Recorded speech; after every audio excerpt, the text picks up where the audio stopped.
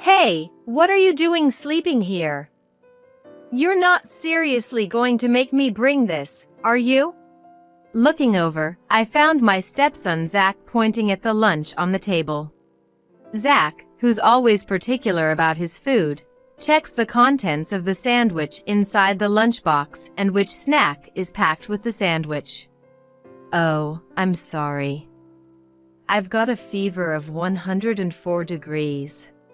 I've been tormented by a high fever since this morning but I stood up, reaching to put the sandwich in the lunchbox. However, Zach roughly brushed the sandwich aside with his hand. Hey, why would you do that? Though I was suffering from the fever, I raised my voice. Then, Zach's face suddenly flushed with anger and started to tremble. He grabbed the vase from the table and threw it at me with all his might. Your dad's parasite, don't you dare slack off at home. As Zach, my husband Ashton's son from his previous marriage, grew up, his attitude towards me worsened. But this was the first time he went this far. I staggered but managed to dodge the vase thrown by Zach.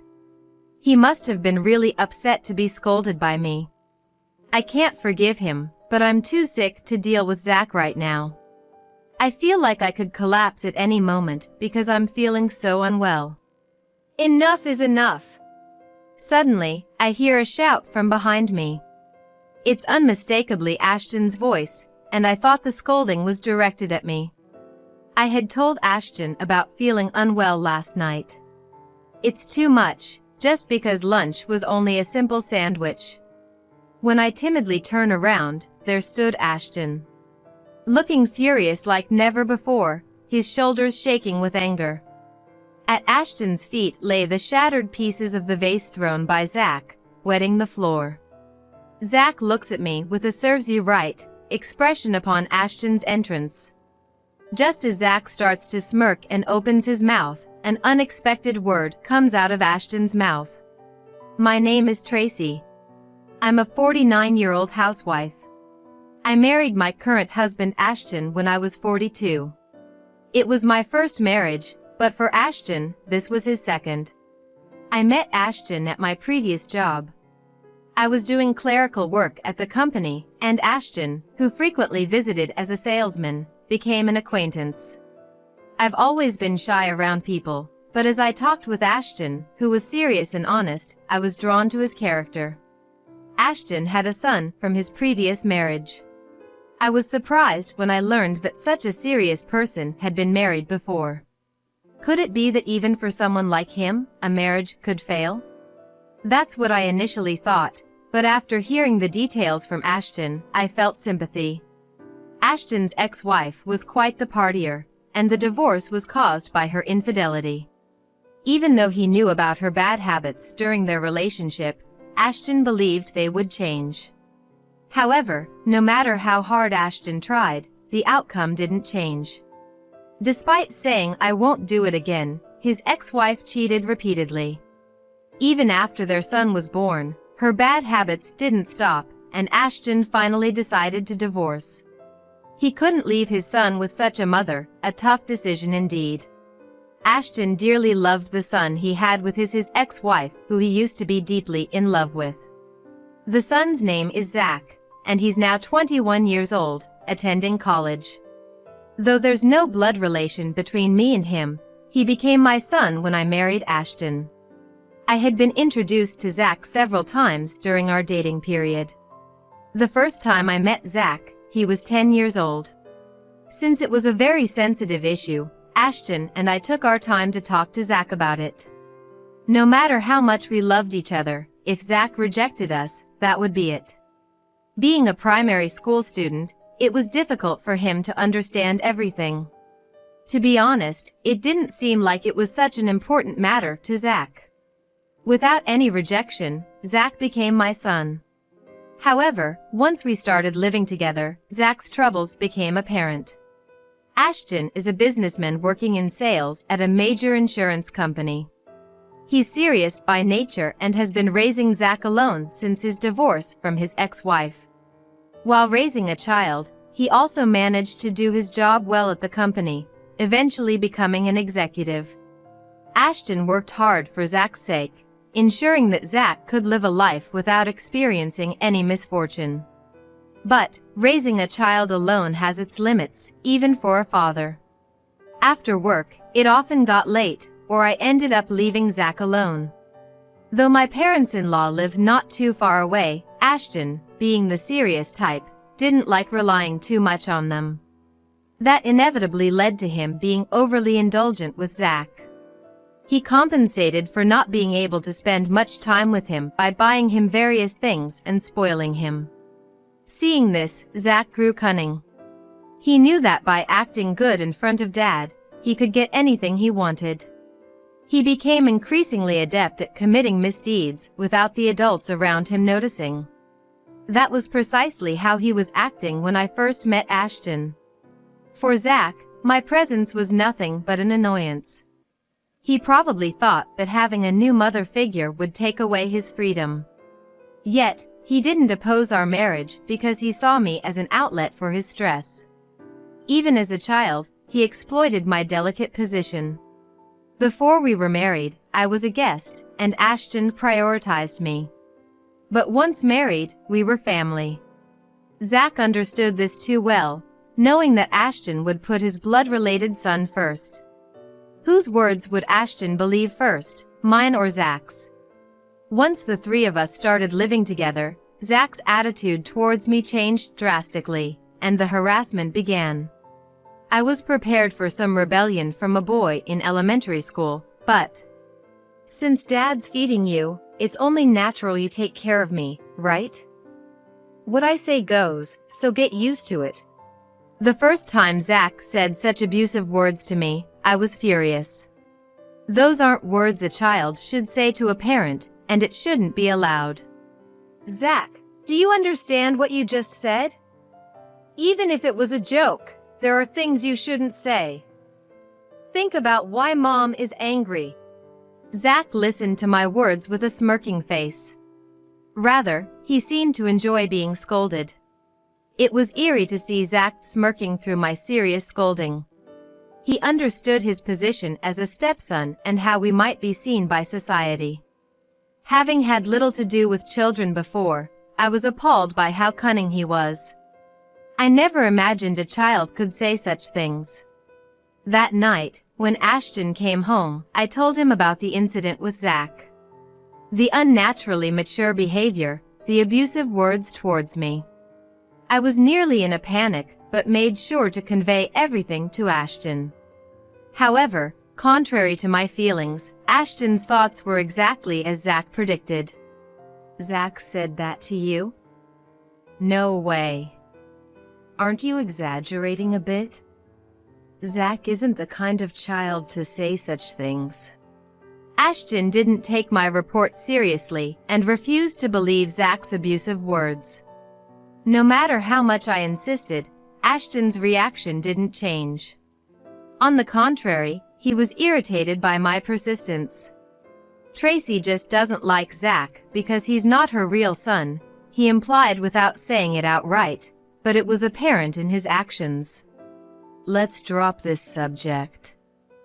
You used to care so much about Zach before we got married. I'm disappointed in you. Ashton said that inside deeply. I didn't want to hear such words from Ashton. Despite everything, I was seriously engaging with Zach. I no longer thought of him as someone else's child. But from Ashton's perspective, it seemed I was seen that way. Ashton's words crushed me. Saying any more would only worsen our relationship. I felt that and gave up on discussing about Zach any further. Zach, who had been watching secretly, grew confident from the situation. Dad really does believe in me, he concluded with deep conviction. Still, there were times when my patience ran out. If this continued, Zach would grow up to be a terrible adult. I was afraid of ruining my relationship with Ashton, but each time I scolded Zach and consulted Ashton. However, the result was always the same. I even directly asked Zach several times, but he dismissed it. I would never say such a thing to Mom, right? It must be a misunderstanding or you misheard. Maybe Mom just feels that I'm in the way. Zach exploited my position, using it to wedge himself into Ashton's affections. If things continue this way, Zach will keep having his way, and eventually, irreversible cracks will form in my relationship with Ashton. The parental instinct to do what's best for Zach started to be suppressed deep down. I tried to refrain from interfering in Zach's actions as much as possible, and even kept my emotions in check. I didn't want to resort to such thinking, but Zach would eventually leave this home, and I just had to endure until then. Perhaps, in time, his feelings towards me would change, and he might even apologize.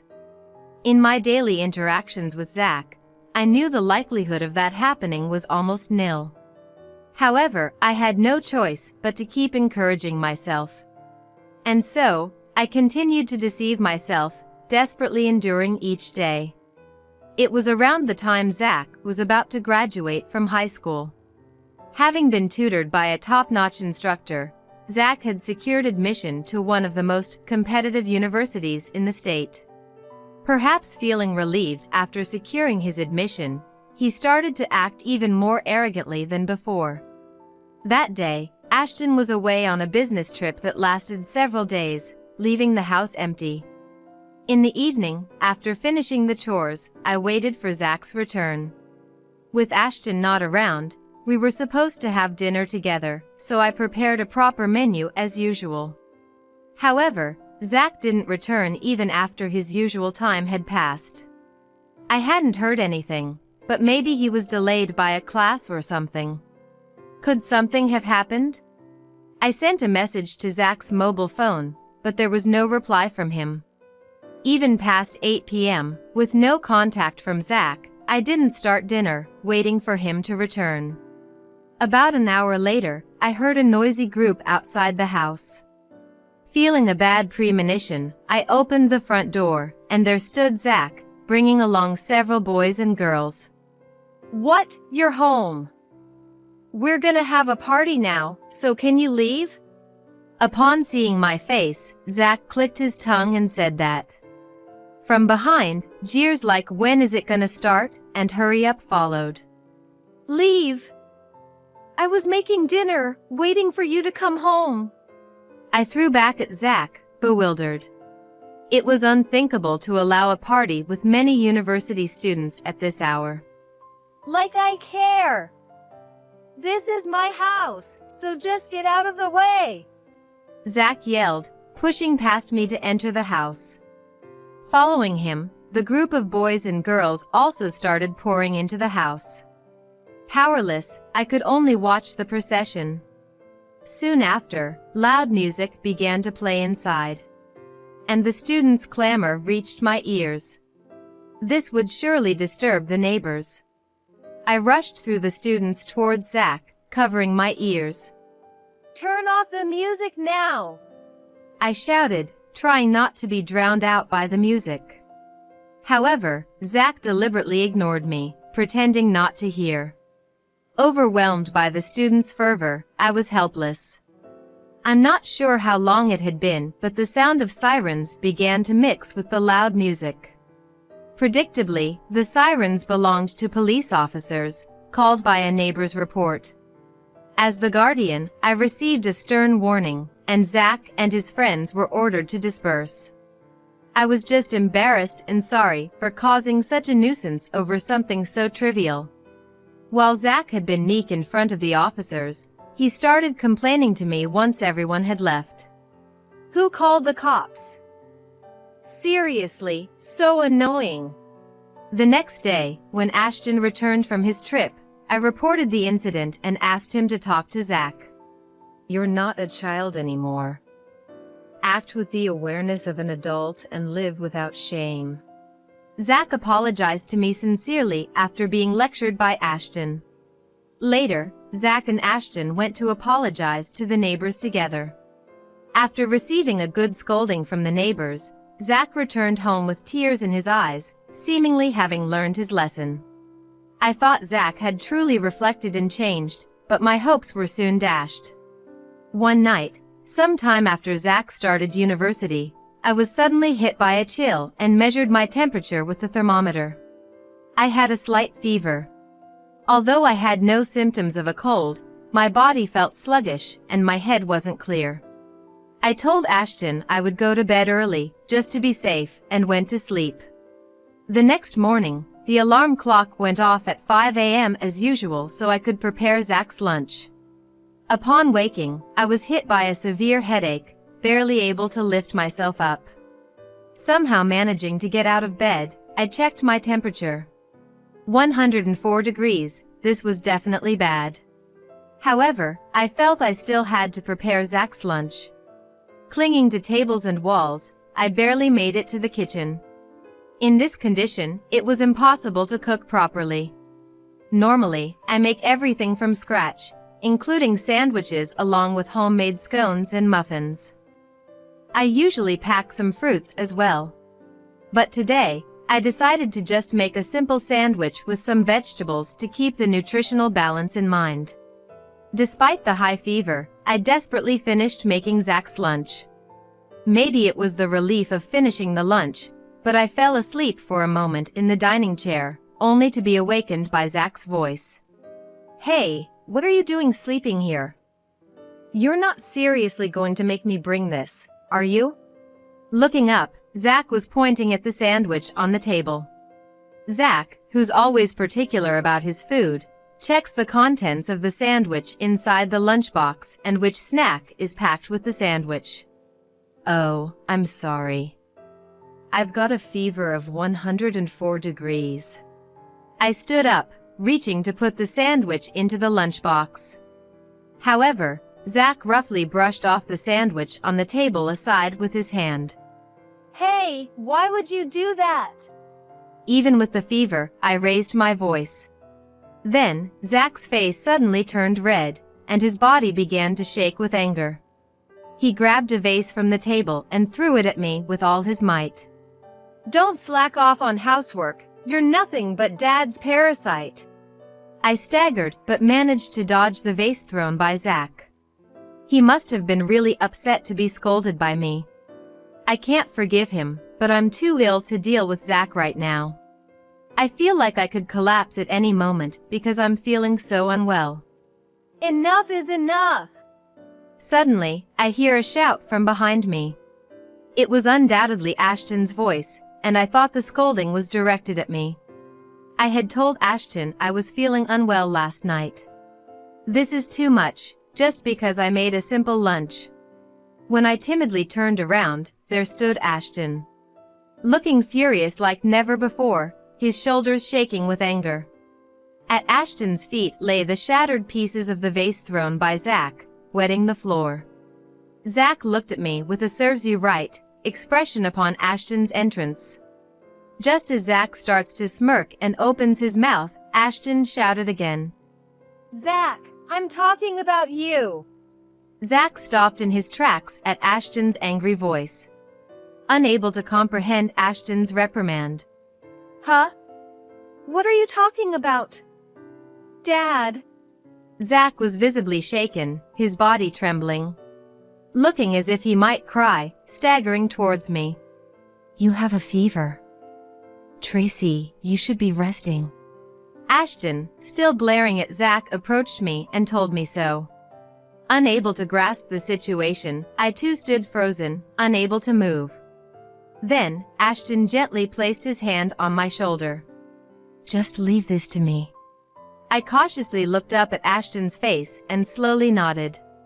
There was no sign of resentment or anger in his gaze. If anything, his eyes conveyed regret and apology. Supported by Ashton, I managed to sit down on a nearby chair. While I sat down with Ashton's help, Zach, unable to hide his disturbance, was mouthing words as if wanting to say something. "Thank you." After seating me, Ashton began to ignore Zach and started cleaning up the broken vase pieces scattered on the floor. After gathering the shards, he carefully wiped the wet floor and picked up the flowers that were miserably scattered around. The flowers I had bought had their petals scattered from being thrown. Ashton carefully placed a few flowers into a cup filled with water.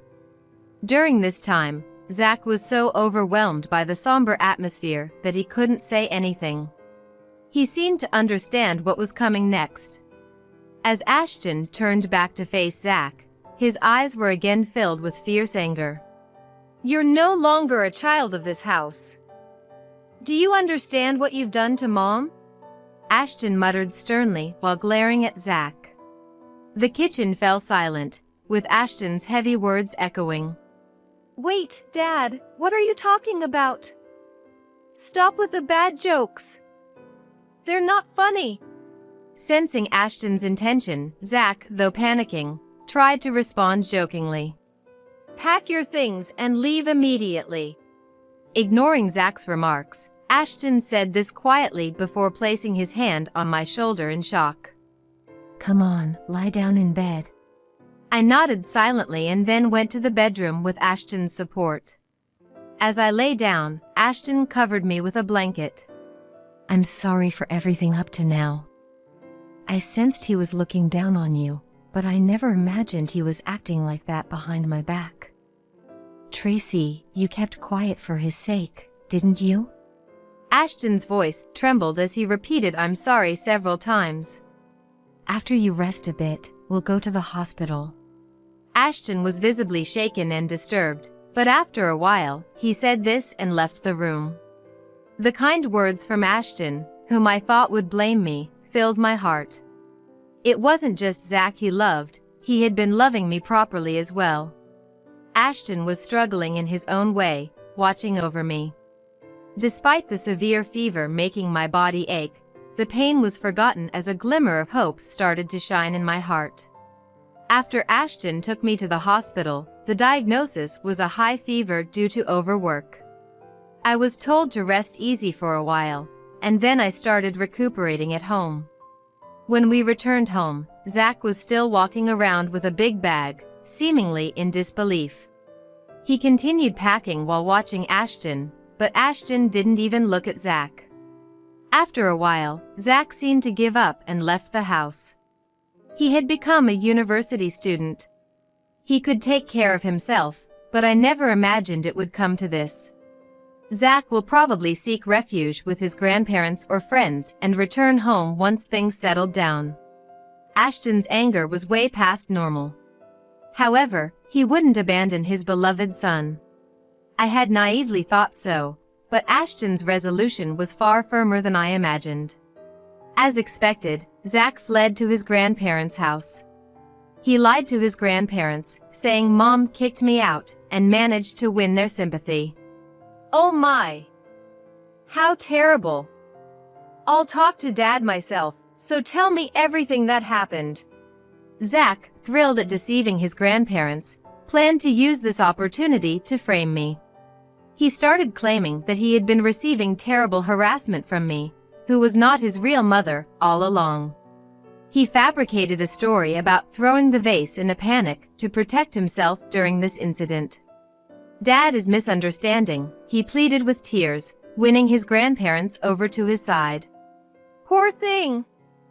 You can skip university today and just rest. Don't worry about Mom, I'll handle her properly. Zach, satisfied that his plan was working, proudly snuggled into the prepared bed. I'll play the role of a grandson who can't recover from the shock. Zach believed this without a doubt. However, Zach was about to face a far worse hell. The next day, Zach wore a smug face as he left for the university, while his grandparents sent him off. He thought this might be his chance to get rid of me, the nuisance. He had been using everyone to his advantage so far, thinking it was about time. Everything seemed to be going according to his plans, but as the lecture started, his belief crumbled with a noise. Zach. I received a notice of withdrawal from the university by your dad yesterday. The instructor, recognizing Zach, said this with a troubled look. The room started buzzing at those words. What? What do you mean? That can't be right. Must be some mistake. With Zach's desperate plea, the instructor said he would check and left the classroom. Zach tried to respond confidently to the gazes from around him. "Don't worry, it's gonna be fine. The teacher must have confused me with someone else. Making a fuss over nothing." Yet, a bad premonition ran through Zach's mind. No way, he wouldn't go that far. When the instructor returned, he told Zach straightforward, "There's no mistake. Zach, your withdrawal has been processed." With the instructor's words, the room buzzed even more, and Zach was engulfed in despair. Filled with embarrassment, Zach's face turned red, and he dashed out of the classroom. "This can't be happening. What's going on?" Racing down the long corridor, Zach muttered complaints under his breath. Why dominated his thoughts, slipping out unintentionally. He pulled out his mobile phone to call Ashton. However, Ashton had blocked his calls, leaving Zach unable to connect. Panicked, Zach hurried towards his grandparents' house. Upon arrival, he was greeted by the sight of his bag thrown in front of the entrance. "What is this?" Zach's panic intensified as he rang the doorbell. Seeing no response, he desperately banged on the front door. "Grandma! Grandpa!"